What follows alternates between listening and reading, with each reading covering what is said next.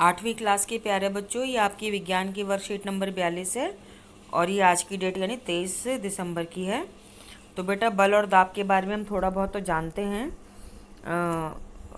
मान लीजिए आपको मम्मी ने बोला कि बेटा ये कपड़े उठा के वहाँ रखा हो, बाल्टी में डाल दो। तो आपने क्या किया, कपड़ों को उठाया, मतलब उनको खींचा। विज्ञान की भाषा में इसको कहेंगे खींचना। फिर आपने उनको बाल्टी में डाल दिया, मतलब उनको धक्का दे दिया। मेज़ उठानी हटानी है बेटा, यहाँ से मेज़ हटाओ मम्मी बोलती हैं। स्कूल में आप देख लो, डेस्क लगाते हो तो क्या आप करते हो, डेस्क को या तो खींचते हो, मेज़ को खींचते हो या धक्का मारते हो, है ना। तो बेटा विज्ञान की भाषा में यदि हम किसी वस्तु को खींच रहे हैं या धक्का दे रहे हैं तो उसको हम बल कहते हैं। तो किसी भी वस्तु को हिलाने के लिए हम क्या करते हैं, एक चलती हुई वस्तु को कैसे रोक सकते हैं। अब आप कहोगे मैडम चलती हुई वस्तु कैसे रोकेंगे। अरे भाई, तुम्हारा भाई तुम्हारी तरफ बॉल फेंक रहा है या तकिया फेंक रहा है या कपड़े फेंक रहा है, तो आप क्या करते हो, उसको रोकते हो ना हाथ से। तो वही तो मतलब हुआ, है ना बेटा। अब ये थोड़ा ना कि चलती बस को तुम रोक लोगे हाथ धक्का लगा के, नहीं बेटा। तो दैनिक जीवन में हम वस्तुओं को धक्का देकर चलाते हैं, हम वस्तुओं को रोकते हैं तथा बल लगाकर वस्तुओं की दिशा या आकार बदलते हैं। तो बेटा दिशा बदलने का तो भी बता दिया, बैट से क्रिकेटर बॉल को मारता है ना, और दिशा कैसे बदल गई, तो बैट से उसने बॉल को मारा, यहाँ से बॉल आ रही थी, बॉल को बैट से मारा, उसकी दिशा बदल गई। आकार बदलने का मतलब है जैसे मिट्टी से बर्तन बनाते हैं, अब मम्मी आटा गूंथती हैं, है ना, सब्जी काटती हैं, तो वो भी आकार बदलना हो गया। या हम किसी वस्तु को रुकी हुई खड़ी है, ठेली है, खड़ी हुई है, उसको धक्का मार के तो चलाते हैं, है ना। रिक्शे वाला खींचता है चलाने के लिए। अच्छा, साइकिल चला रहे तो हम उसकी गति को कम या ज़्यादा कर सकते हैं, तो वस्तु की गति को घटाना या बढ़ाना। तो बेटा ये सब कामों में बल लगता है। अब आप कहोगे दाब क्या होता है। बेटा दाब भी एक प्रकार का बल होता है। देखो, अगर हमें बटन बंद करना है तो हम बटन को पकड़ के दबाते हैं, तभी तो उसको उसके छेद में घुसाते हैं ना। या कोई बटन टच बटन होता है, उसको बंद करना है तो दोनों बटनों को पकड़ के दबा देते हैं, है ना। तो दबाना ही तो दाब होता है बेटा विज्ञान में। अब कील ठोकनी है, आप क्या करते हो, एक हाथ से कील पकड़ते हो, दूसरे हाथ से हथौड़ी पकड़ते हो, हथौड़ी से कील को मारते हो, तो बेटा हथौड़ी कील को दबाई तो रही है। अब अगर मैं कहूँ कविता से कि भाई सीमा को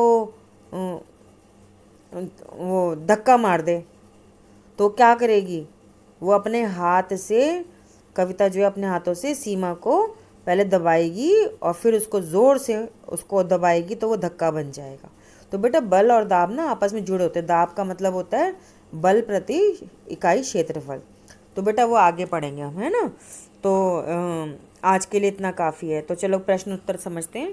कह रहा है बल किसे कहते हैं। ये रहा उत्तर, बल किसी खिंचाव या धक्के को कहते हैं। किसी वस्तु पर बल का प्रभाव पड़ने से क्या क्या हो सकता है। ये हो सकता है वस्तु का आकार बदल जाएगा, वस्तु की दिशा बदल जाएगी, गति कम ज़्यादा हो जाएगी, रुकी हुई वस्तु चल पड़ेगी। अब नीचे कह रहा है इसको निशान लगाओ कौन सा सही। अब देखो, गेंद को पैरों से मारेंगे तो धक्का मारेंगे ना, तो धक्के में टिक कर देंगे। सामान से लदी हुई गाड़ी, तो बेटा इसमें खिंचाव भी होगा और धक्का भी होगा। क्यों होगा, देखो जो आपके घर में सब्जी बेचने वाला आता है तो वो अपनी रेडी को चलाता है, तो रेडी को धक्का देता है, तो बेटा रेडी को ठेला बोलते हैं, है ना। और जो सामान भर के चलाते हैं वो खींचते हैं, वो कंधे पे कपड़ा लगा के अपनी ठेली बांध लेते हैं ना, रेडी बांध लेते हैं ना गाड़ी को। लोहे का पिन चुंबक को खींचता है। दरवाजे को बंद करने हम धक्का मार देते हैं। कुएं से बाल्टी हम खींच के निकालते हैं। पत्थर फेंकने के लिए हम उसको धक्का देते हैं। और चौथा प्रश्न है, दैनिक जीवन से कुछ उदाहरण दें जहां बल किसी वस्तु का आकार बदलता है। तो बेटा दैनिक जीवन से उदाहरण क्या हो जाएगा आपका, जैसे हो जाएगा आटा गूंदना हो जाएगा, है ना। आटा गूंदने के बाद क्या हो जाएगा, आप क्या लिख सकते हो इसमें, अरे मिट्टी से घड़ा भी तो बनाते हैं, वो भी लिख सकते हैं हम, घड़ा बनाना। और तुम बालों से चोटी बनाते हो, उसमें भी तो आकार बदल रहा है ना बेटा। तो ऐसे और भी सोच सकते हो तुम। पापा शेव बनाते हैं, मम्मी सब्जी काटती हैं, तो बल से वस्तु का आकार बदल। जब तक आप चाकू को दबाओगे नहीं, बल नहीं लगाओगे, तो सब्जी कैसे काटेगा, समझ रहे हो बेटा। अच्छा, और क्या करती है मम्मी, और आप दैनिक जीवन से क्या कर सकते हो, कपड़े निचोड़ना, है ना, कपड़ों की तय लगाना, ये सब बल के काम है बेटा। ऐसे सोच सोच के लिख दो आप, 3 4 काम 5 काम लिख दो, ठीक है बेटा। और कोरोना से बचने के लिए आपने उपाय करना बेटा। कोरोना वायरस जो है वो नाक के और मुंह के द्वारा ही शरीर के अंदर जाता है, इसलिए घर के बाहर जब जाए तो तो मास्क लगा के जाएं, और किसी संक्रमित व्यक्ति का थूक नाक के छींक का पानी आपके ऊपर ना गिरे, तो 2 गज की दूरी का पालन करना है, क्योंकि हमें तो पता ही नहीं होता कौन संक्रमित है कौन नहीं है ना। तो 2 गज की दूरी का पालन करना है, और घर आओ तो अच्छे से हाथ मुंह पैर साबुन से धो लो और कपड़े भी बदल लो। मैं तो ऐसे ही करती हूँ बेटा, कोरोना वायरस से बचना है तो।